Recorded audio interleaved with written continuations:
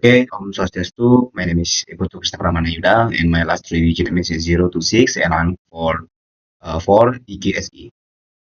And I'm sorry because my English is bad, so I want to use Indonesian a little bit because we are running from the time. So, oke, jadi yang pertama di sini saya akan menjelaskan apa yang akan saya buat. Di sini saya membuat sebuah platform yaitu Fluxpos, bernama Fluxpos. Adalah sebuah sistem operasional manajemen yang terintegrasi atas sesama fitur. Jadi case study-nya di sini adalah aplikasi ini dirancang untuk mereka yang memiliki UMKM yang membutuhkan operasional manajemen tapi tanpa banyak orang. Jadi tujuan kami adalah mensinkronisasi semua dari kasir, transaksi, supplier, kemudian inventory dan human resource itu jadi satu dalam satu platform. Jadi teknologi yang saya gunakan adalah Laravel sebagai backend, kemudian front end-nya React, kemudian juga dibarengi dengan Tailwind CSS dan Inertia JavaScript. Kemudian dari fitur, di sini kita memiliki 10 fitur. Yang pertama point of sale, absensi, permohonan cuti, jadwal gaji, supply chain management, manajemen inventory, bill of material, employee management, financial, and BAP analysis, and report and smart assistant. Jadi semua fitur ini semua terintegrasi jadi satu database. Jadi database point of sale masuk juga ke database semua aplikasi yang ada di sini. Jadi tanpa berlama-lama langsung saja kita masuk ke aplikasinya. Oke, kita sudah berada di dalam aplikasi Fluxpos-nya. Jadi kita akan login menggunakan admin.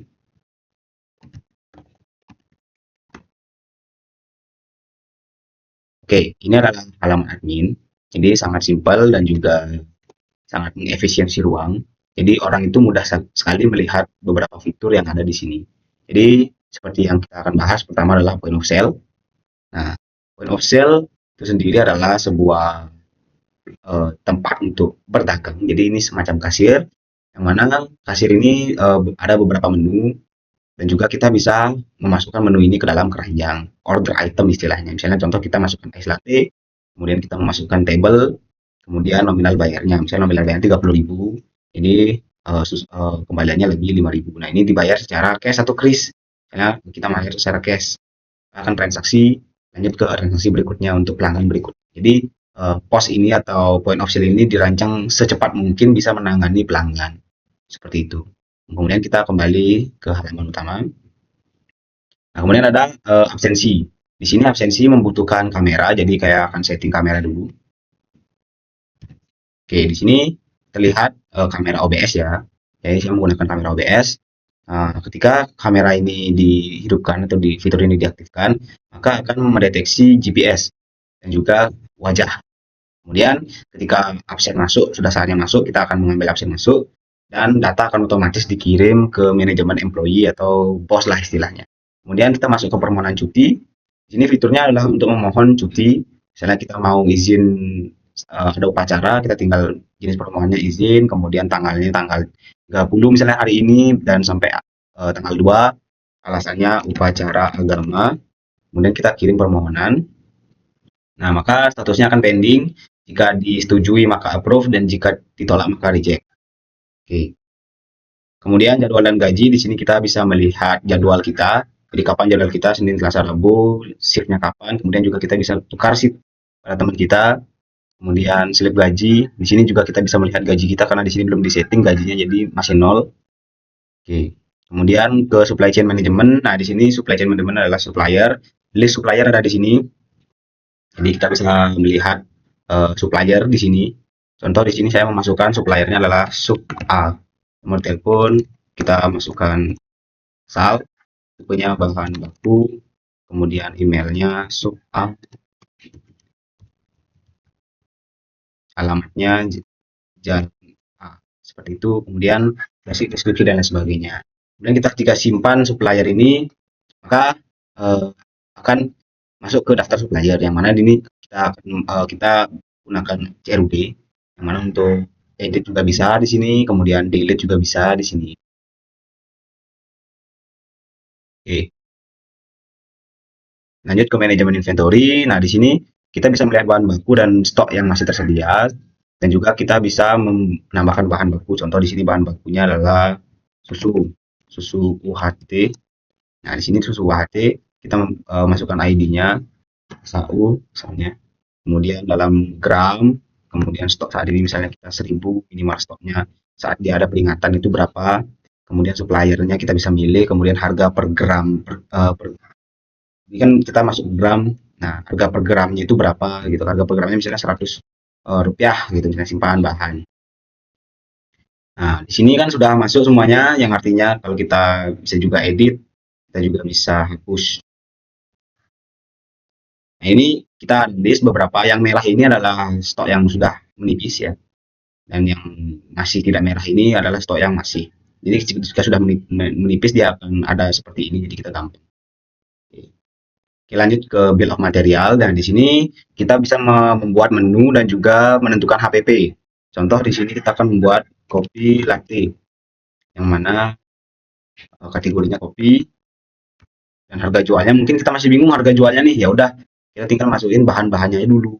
Yang pertama mungkin paper cup, tambahnya misalnya paper cupnya satu, kuantitinya satu. Kemudian selain paper cup kita ada fresh milk, kita kasih juga satu gitu misalnya, satu. Habis itu kopi, coffee beans. Nah ini harganya, nah jadi 500. Ini harga yang apa namanya, HPP dalam satu cup. Kemudian kita akan jual berapa? 500. Oke, kita jual 500.000, yang artinya kita dapat margin sekitar 35,9%. Dan ini otomatis dihitung. Ketika disimpan, dia akan menjadi menu baru. Seperti itu. Yang sangat simpel sekali, yang tidak perlu stock of name.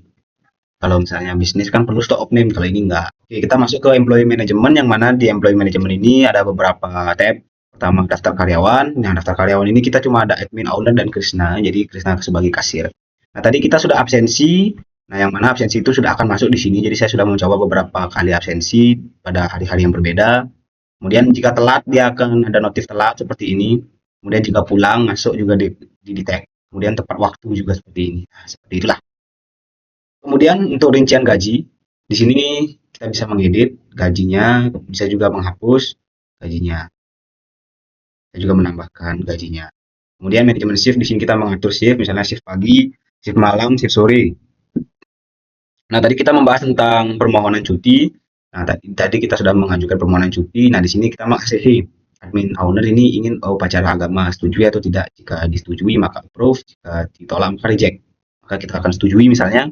Nah, ya udah, statusnya approve. Nah, seperti itu. Kemudian ini ada recruit. Jadi ketika kita mau melamar kerja di sini, jadi kita tinggal daftar melalui platformnya. Kemudian CV akan masuk ke sini dan dikurasi oleh admin dan tinggal di ACC saja. Kemudian lokasi toko ini juga berfungsi sebagai patokan untuk absensi.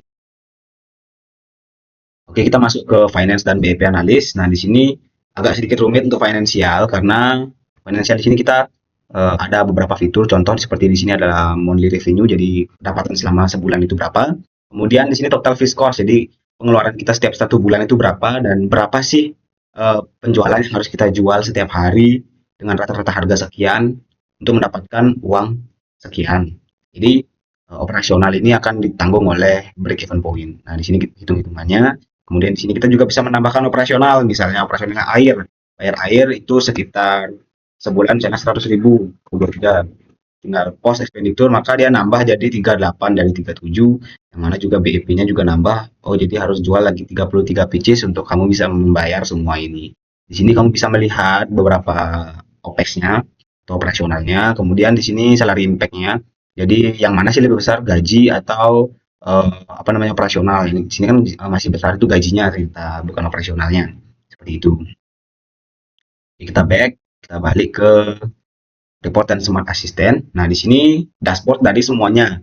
Jadi dari absensi, dari POS sampai dengan finansial digabung jadi satu. Dari di sini tadi ada total revenue atau pendapatan, kemudian absensi, kemudian peringatan, dan juga tugas.